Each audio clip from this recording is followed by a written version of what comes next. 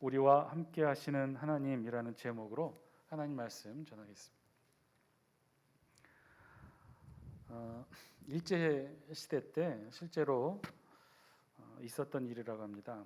조선 땅에서 당시 일제의 강압적인 지배에 그만 삶의 터전을 잃고 많은 백성들이 만주로 가서 정처 없이 떠도는 그런 삶을 살게 되었는데, 그 중에 한 가정이 만주로 가서 역시 생계를 위해 참 부단히도 노력하면서 지냈다가 남편은 병으로 죽고 이 젖먹이 어린 아이만 남게 된 여인이 먹고 살 궁리를 하다가 그만 좀 쉽게 돈을 벌 수 있는 방법을 택합니다. 그것은 다름이 아닌 아편 밀수였는데요. 아편 밀수를 하면 큰 돈을 벌 수 있다는 말에 이 일을 하게 된 것이죠.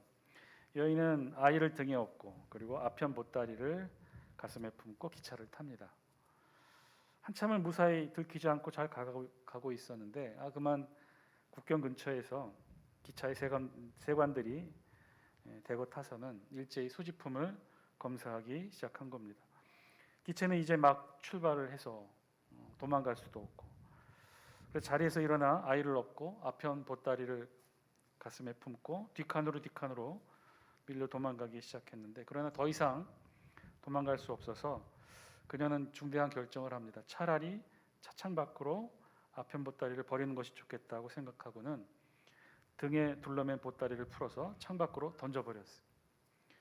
그때 세관원이 다가와서 손에 들고 있는 보따리가 무엇이냐고 묻자 이 여인이 이렇게 말합니다. 나는 아이밖에 없어요 하고 손에 든 보따리를 풀어헤쳤는데 그 보따리에는 글쎄 아편 뭉치가 있었던 거예요.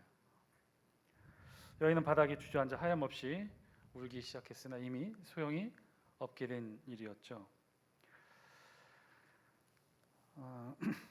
어느 주일학교 어린아이가 교회에서 수업을 받고 와서는 엄마에게 이렇게 질문합니다. 엄마, 거짓말하는 죄가 나쁜가요? 도둑질하는 죄가 더 나쁜가요? 엄마가 귀찮은 듯이 얘기합니다. 둘 다 나쁘지. 그랬더니 아이가 다그치듯 더 묻습니다. 아니 그래도 둘 중에 어느 게 더 나빠요? 그랬더니 엄마가 이야기합니다. 도둑질이 더 나쁘겠지. 그랬더니만 아이가 웃으면서 말합니다. 아니에요 엄마, 거짓말이 더 나쁘대요. 왜? 도둑질은 아무리 해도 그 물건을 다시 돌려줄 수 있잖아요. 하지만 거짓말은 하고 나면 다시 그 말을 되돌려줄 수가 없대요. 아이의 시각이겠지만 공감하게 되는 말이죠. 도둑질보다 거짓말이 더 나쁜 죄라는 거예요. 돌려줄 수도 없고 회복할 수도 없는 죄가 사람의 마음에 상처를 주는 죄라는 것이죠. 그런 의미에서는 이 아이의 말처럼 거짓말이 도둑질보다 더 나쁜 죄가 되는 것이 사실인 것 같습니다. 그러니까 죄에도 등급이 있는 것처럼 나쁜 죄가 있고 덜 나쁜 죄가 있다는 것이죠. 사람들의 인식에는 그렇다는 거예요.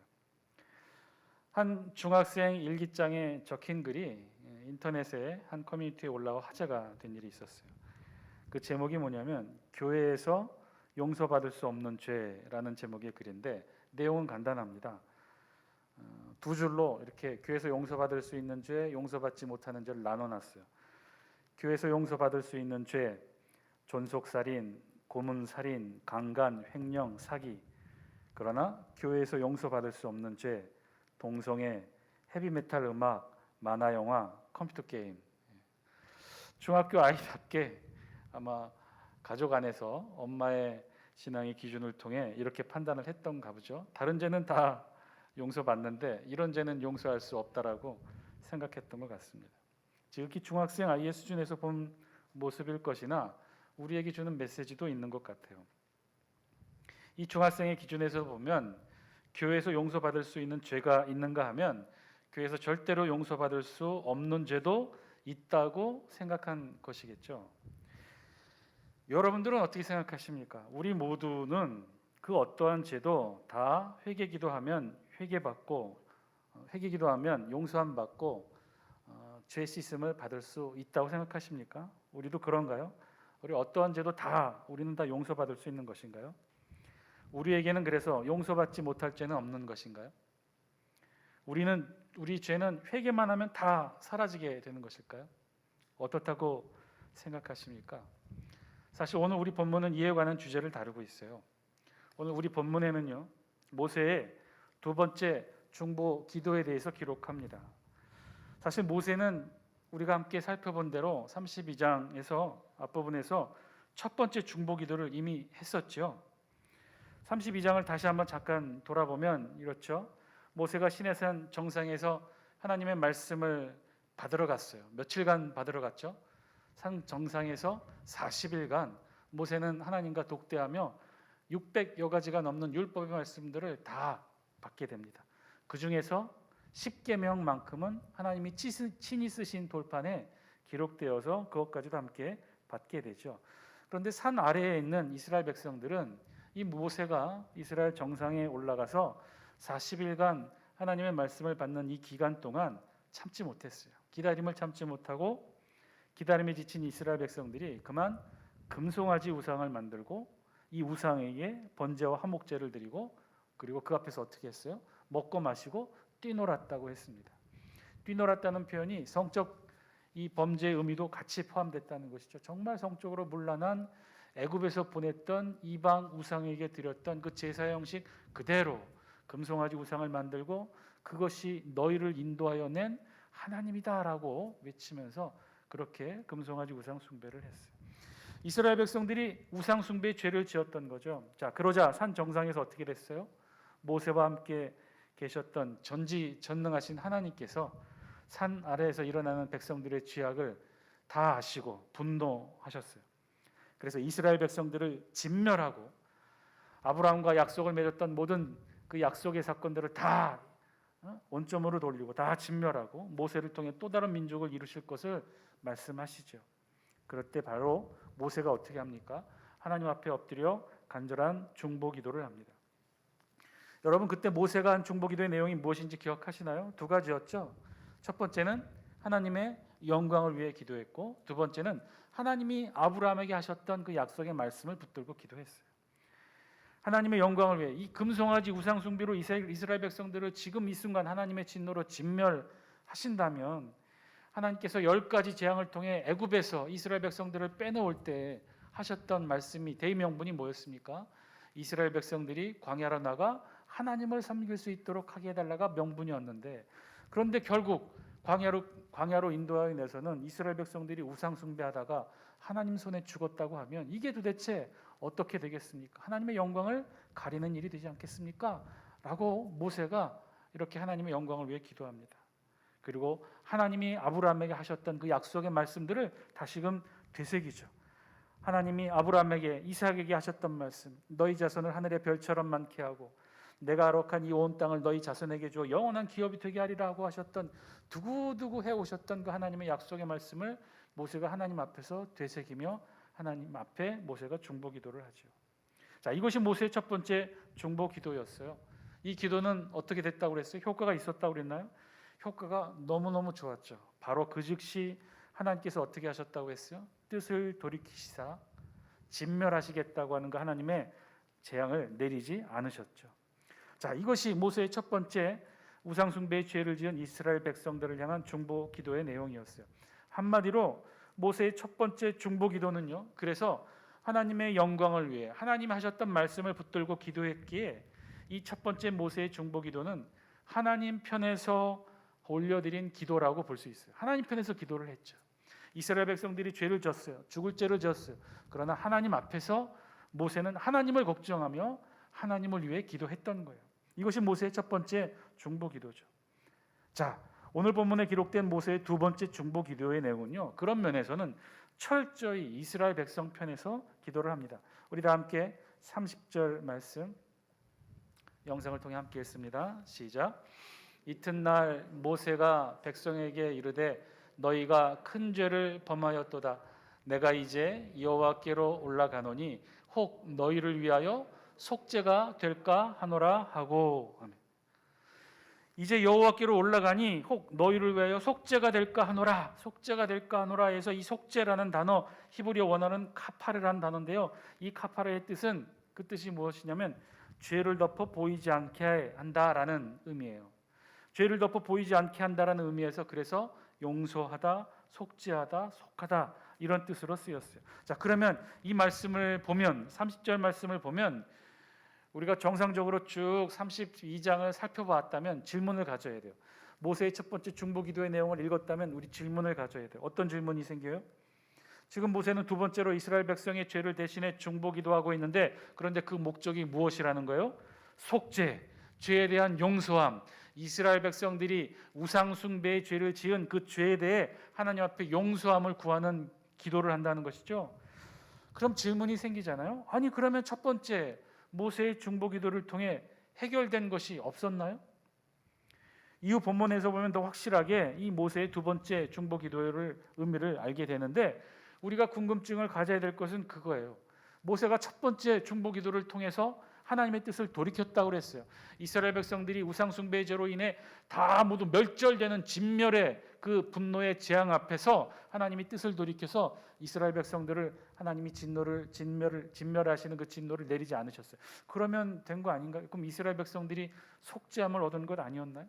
그런데 지금 두 번째 모세는 왜 또 속죄함을 위해, 이스라엘 백성들의 속죄를 위해 중보기도를 하게 되었던 것일까요? 31절 32절 우리 영상을 통해 같이 한번 읽습니다. 시작. 모세가 여호와께로 다시 나아가 여짜오되 슬프도소이다. 이 백성이 자기들을 위하여 금신을 만들어 싸우니 큰 죄를 범하였나이다. 그러나 이제 그들의 죄를 사하시옵소서. 그렇지 아니하시오면 원하건대 주께서 기록하신 책에서 내 이름을 지워버려 주옵소서. 31절과 32절에는 명확하게 모세의 두 번째 중보기도의 목적을 기록하고 있어요.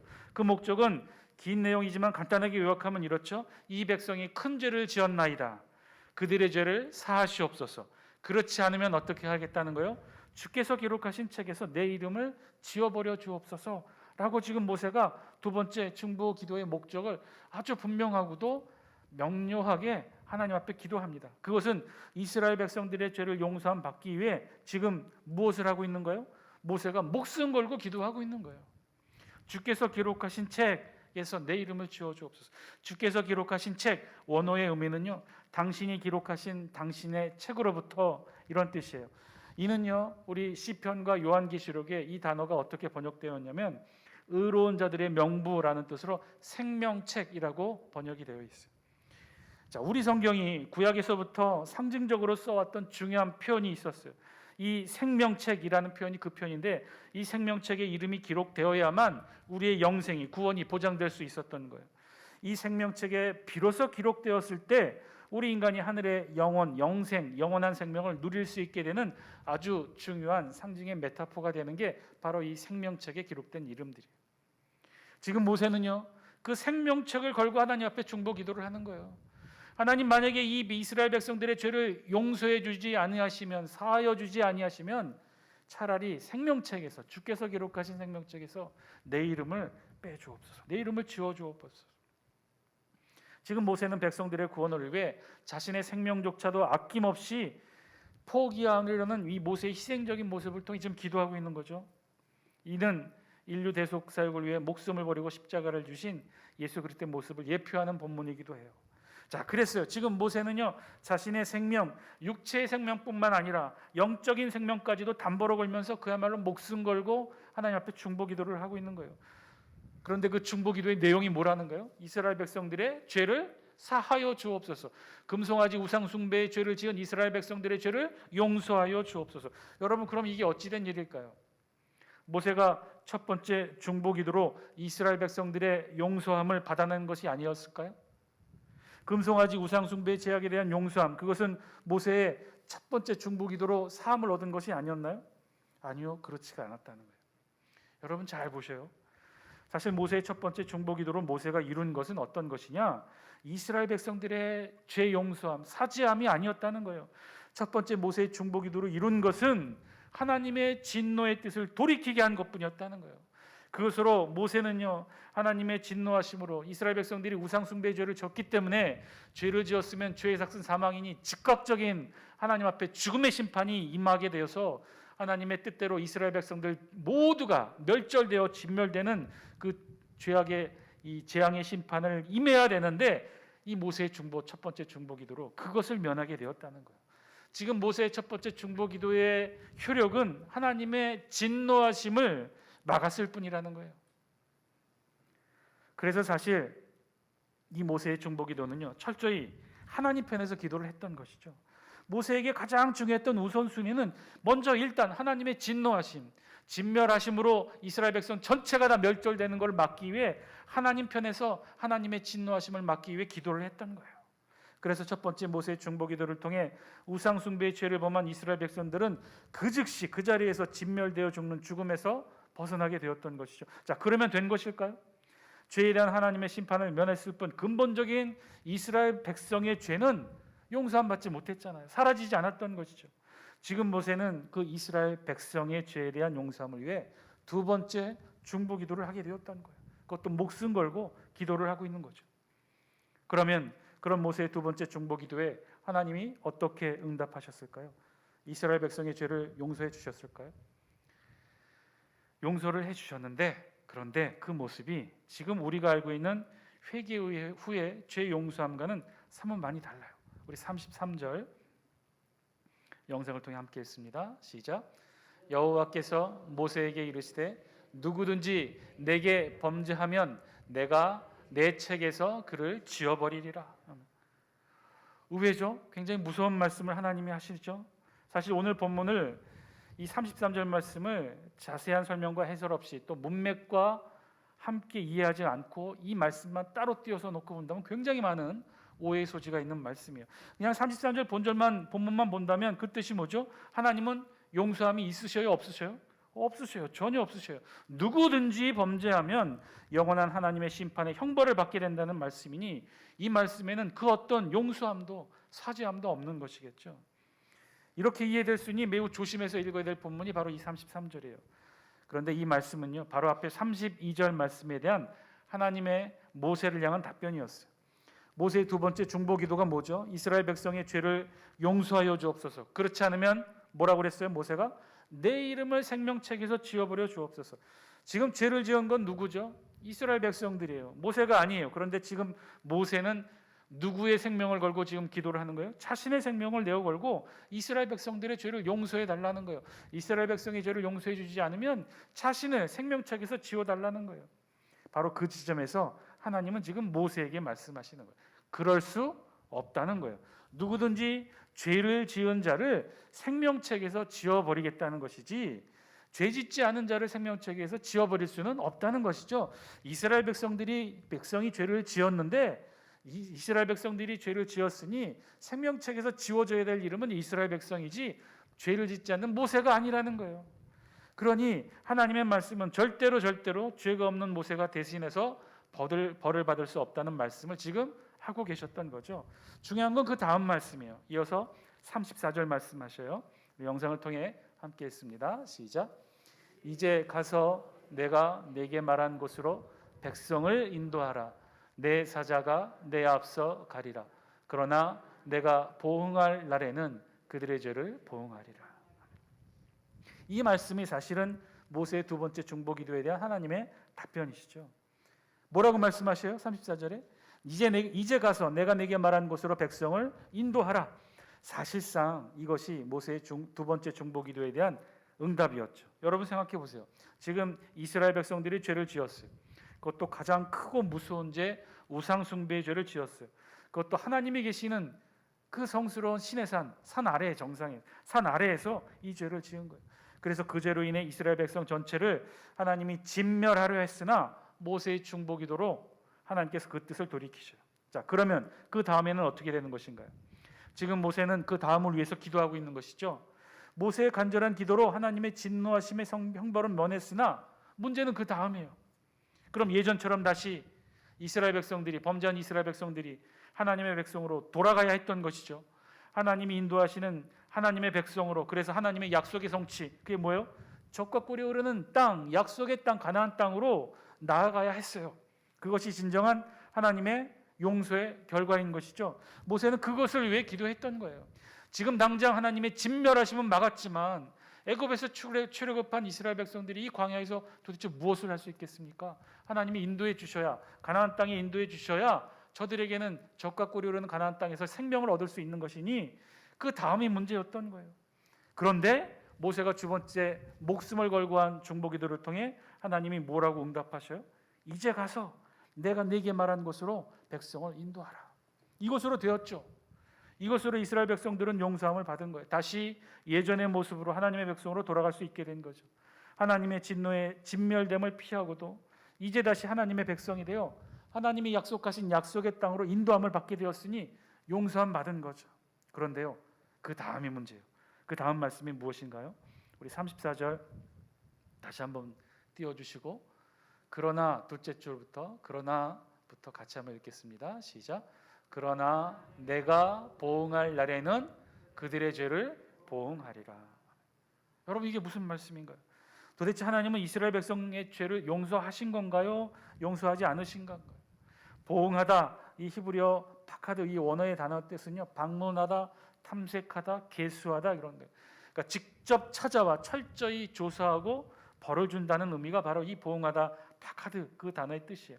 그러니까 하나님은 지금 그 죄에 대해 반드시 보응하겠다는 거예요.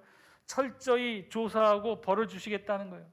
사랑하는 장수교 성도 여러분, 오늘 말씀을 통해 우리에게 주신 하나님의 음성 저와 여러분들이 들을 수 있게 되길 바랍니다. 우리 보통 죄에 대해 어떻게 생각하고 있으신가요? 우리는 모두 죄에 대해 회개하면 다 용서함 받는다고 생각하고 있지 않습니까? 실제로 우리 그리스도인들이 사실은 이 하나님의 용서하심의 은혜로 인해 실제로 죄에 대해서 자유함을 가지고 있는 이 땅의 유일한 인간이 바로 우리 그리스도인들이에요. 언제든지 우리의 죄를 용서해 주시는 한량없는 하여와 같으신 하나님의 용서하심이 있으니 사실 우리 그리스도인들은요, 죄의 문제에 대해 매우 자유한 편이에요. 그래서 그런가요? 이 세상의 다른 그 어떤 종교에서도 볼 수 없는 죄에 대한 자유함이 우리 이 땅을 살아가는 그리스도인들에게는 있어요. 왜냐하면 언제든지 죄 용서함을 구하는 회개 기도를 하면 하늘의 하나님께서 우리의 죄를 용서해 주신다고 했으니까 마치 마법의 지팡이처럼 언제든지 죄를 짓고 언제든지 회개를 하면 우리는 죄 용서함을 받고 살아간다고 우리 생각하고 있어요. 그런데요, 오늘 하나님의 말씀은 우리에게 분명하게 말씀하셔요. 뭐라고 말씀하셔요? 내가 보응할 날에는 그들의 죄를 보응하리라. 사랑하는 장수교 성도 여러분, 어쩌면 우리도 이와 같은 것이 아닐까요? 우리도 사실은 우리가 저질러 왔던 수많은 죄들, 그 죄에 대해 회개 기도를 통해 죄 용서함을 받았다고는 하는데 어쩌면 그 용서함의 결국은 하나님의 진노의 심판을 면제받은 것이 아닐까요? 우리의 죄로 인해 죄의 삭슨 사망이니 당장 죽어야 했던 그 죄, 죄에 대한 결과 죽음의 죄를 면함 받았을 뿐 하나님의 진노하심만을 면하고 있었던 것 아닐까요? 우리가 지었던 그 수많은 죄악들, 거짓말하고 상처 주고 도둑질하고 괴롭히고 험담하고 우리가 아무렇지도 않게 행해왔던 그 수많은 죄악들, 그래서 그 많은 기도의 시간을 통해 하나님 앞에 눈물로 회개 기도를 해왔는데, 그런데 그 회개 기도를 통해 우리의 죄가 사라진 줄만 알았는데 사실은 아니라는 거죠. 우리의 죄는 그대로 있었던 거예요. 냄새나는 우리의 죄악들은요, 그대로 우리에게 있었던 것이고 그 죄에 대한 즉각적인 하나님의 죽음의 심판만 면제받아 왔던 것이죠. 누가 대신 그 죽음의 죄를 지심으로? 예수 그리스도가 죽음의 죄를 지심으로. 그러면 우리가 지었던 그 죄악들은 어떻게 되는 것일까요? 그 죄악들은 다 사라진 것일까요? 우리가 아무렇지도 않게 여기며 회개 기도했으니 나는 이제 괜찮아라고 생각했던 그 수많은 죄악들 다 어떻게 된 것일까요?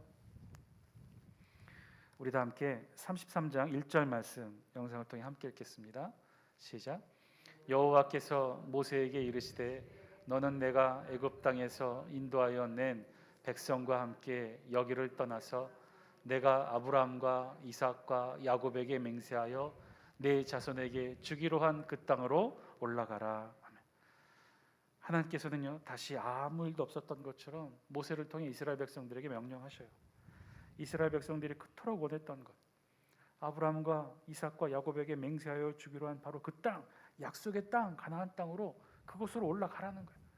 하나님이 주시겠다고 하는 그 약속의 축복 다 주시겠다는 거예요. 젖과 꿀이 흐르는 땅을 주시겠다는 거예요. 그리고 2절에서는 이렇게 말해요. 이렇게까지도 말해요. 2절 함께 읽습니다. 시작.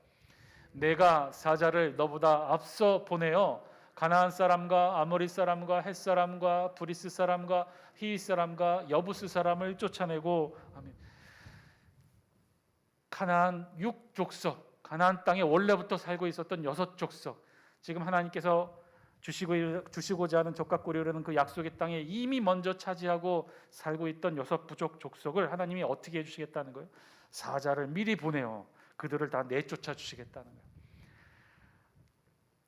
하나님이 우리에게, 이스라엘 백성들에게 주시고자 했던 그 약속의 땅, 적각고리로는 약속의 땅, 아브라함부터 아주 오래전부터 하나님이 약속해 주셨던 그 축복의 약속의 결과들, 가나안 땅 주시겠다는 거예요. 인도에 주시겠다는 거예요. 그뿐이 아니라 사자를 앞서 보내서 그 땅에 이미 살고 있었던 이스라엘 백성들이 힘들게 싸워야 할 가나안 6족속들을 미리 다 쫓아내 주시겠다는 거예요.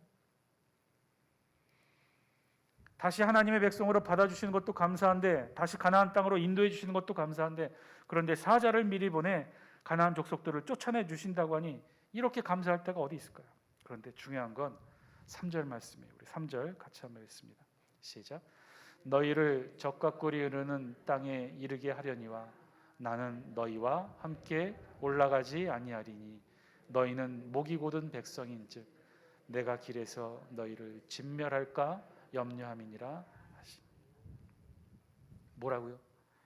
이스라엘 백성들에게 보내주시겠다는 거예요. 사자까지 보내서 이스라엘 백성들에게 적각골이 흐르는 약속의 땅, 가나안 땅 주시겠다는 거예요. 하나님의 백성으로 이 죽음의 땅 광야에서 가나안 땅까지, 적각골이 흐르는 약속의 땅까지 인도해 주시겠다는 거예요. 그뿐이 아니에요. 사자를 미리 보내서 가나안 땅을 다 정리하게 해주시겠다고 했어요. 그런데 뭐라고 하셔요? 조건이 있어요. 그러나 그 길에 하나님께서 이스라엘 백성과 더 이상 동행하시지는 않겠다는 거예요. 이스라엘 백성들과 함께 하시지는 않겠다는 거예요. 그런데 그 이유가 더 우리의 마음을 아프게 해요. 그 이유가 뭐예요? 그렇게 결정하신 하나님의 이유가 뭐예요? 그것은 이스라엘 백성들에게 죄가 있어서 죄인인 그들이 하나님과 함께 있으면 진멸될까 염려해서 내가 더 이상 이스라엘과 함께 하시지 않겠다는 거예요. 이스라엘 백성들을 생각해서 더 이상 하나님이 이스라엘 백성들과 함께 하시지 않겠다는 거예요. 그래서 함께 할 수 없어서 그래서 내 사자를 미리 보내어 사자로 인도하게 하겠다는 거예요. 사랑하는 장숙계 성도 여러분, 오늘 말씀을 통해 하나님의 음성 우리 마음 가운데 새길 수 있게 되길 바랍니다. 우리가 짓는 죄, 알게 모르게 짓는 모든 죄, 특히나 수많은 회개와 반복된 죄로 인해 이젠 죄도 죄처럼 여기지도 못하는 이 땅의 그리스도인들에게 하나님은 오늘 말씀을 통해 분명하게 말씀하셔요. 죄는요, 우리가 짓는 죄는 절대로 회개를 통해 사라지지 않는다는 거예요. 죄는 절대로 지워지거나 사라지지 않아요. 마치 도둑질보다 더 무서운 것이 거짓말 죄인 것처럼 영원히 지워지지 않는 흔적을 우리에게 남기는 것처럼 우리 죄가 그렇다는 거예요. 절대로 지워지지 않는다는 거예요. 회개한다고 사라지는 것이 죄가 아니라는 거예요. 우리 안에 덕지 쌓이고 쌓인다는 거예요. 우리의 회개 기도는 단지 즉각적인 죽음의 심판을 면하게 될 뿐 근본적인 죄악의 모습은 사라지지 않는 거예요. 그러면 어떻게 되겠어요? 죄를 짓고 죽지 않는다면, 죄를 짓고 그 죄가 사라지지 않는다면, 목사님 죄를 짓고 죽지 않는다면 그것으로 된 것 아니냐? 죄를 짓고 죽지 않고 즉각적인 심판을 면하고 그것뿐만이 아니라 적각골이 흐르는 가나안 땅, 약속의 땅, 하나님의 하늘의 축복의 약속까지 누리면 그것으로 되는 거 아니냐? 그것도 하나님의 자녀로 이 세상을 사랑하는데 뭐가 부족함이 있겠느냐? 예, 그럴 수 있어요. 그렇게 약속의 자녀로 누릴 수 있는 축복과 은총을 다 누리며 살아갈 수도 있을 거예요. 그러나 분명하게 여러분 기억하시오. 그런 사람에게는, 죄악이 덕지 붙어있는 인간에게는 하나님이 더 이상 함께 하실 수가 없다는 거예요. 그 이유도 우리를 위해서. 왜냐하면 하나님께서 죄인인 우리에게 함께 하시면 죄인인 우리가 그 하나님 앞에 진멸되게 될까 봐. 하나님 앞에서 죄악의 모습, 우리의 그 죄악의 모습을 있는 그대로 드러나게 될까 봐. 사랑하는 장숙계 성도 여러분, 그럼 어떻게 할까요?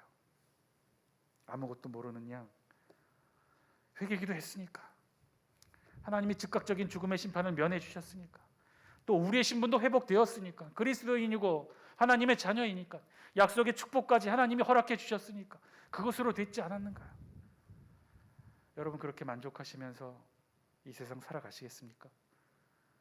그런 사람에게는 절대로 하나님이 함께 하실 수 없다고 했는데, 그렇게 이 땅에서 하나님 없이 축복을 누리며 살아가시기를 원하십니까?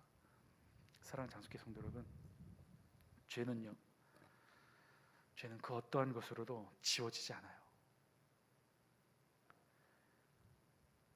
더 이상 죄를 짓지 않는 저와 여러분 되시기를 주의 이름으로 간절히 축원드립니다. 그 죄는 그 어떤 것으로도 사라지지 않아요. 아니, 사람의 마음에 상처난 그 죄악도 지워지지 않는데 하물며 우리의 죄가 어떻게 지워질 수 있겠습니까? 그건 정말 마법의 지팡이와 같은 허황된 이야기죠. 단지 즉각적인 우리의 죽음의 심판만 면함을 받았을 뿐이에요. 그것도 거저 얻는 게 아니라 2000년 전 예수 그리스도께서 십자가에서 철철 흘리는 보혈의 피로 그 죽음의 심판만 면했을 뿐이에요. 우리가 점점 우리 안에 죄가 쌓이고 덕지덕지 쌓인 그 죄로 하나님조차 우리와 함께 하실 수 없는 삶을 살아간다면 적과 꿀이오르는 가나안 땅이 더 이상 우리에게 무슨 의미가 있겠습니까? 하나님이 함께 하시지 않는 천국 생활이 무슨 의미가 있겠습니까? 더 이상 하나님이 들어주시지 않고 하나님이 동행하시지 않는 이 땅의 그리스도인의 삶이 그 어떤 것으로도 행복한 삶이 되겠습니까? 부끄러운 삶이죠. 미안한 삶인 것이죠. 사랑하는 장숙회 성도 여러분, 죄 짓지 마시기 바랍니다. 그 어떤 것으로도 알고 짓든 죄, 모르고 짓든 죄, 더 이상 죄 짓지 않고 이 세상 살아갈 수 있는 저희들 되게 하여 주옵소서. 이 저녁에 우리 죄의 문제에 대해 함께 기도하면서 이 저녁 시간 함께 기도하길 원합니다. 우리 이 시간 함께 기도하길 원합니다. 하나님, 이제 지금까지 지은 죄는 어쩔 수 없겠지만 이제 앞으로 죄 짓지 않고 살아가는 저희들 되게 하여 주옵소서. 회개하면 그뿐이라고 하는 이 정말 말도 안 되는 어처구니 없는 이런 모습으로 더 이상 살아가지 않게 하여 주옵소서.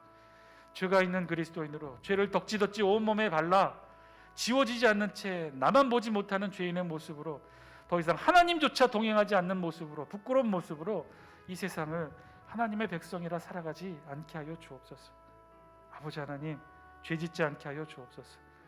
입술로도 그 어떤 것으로도 죄 짓지 않고 살아가는 저희들 되게 하여 주옵소서.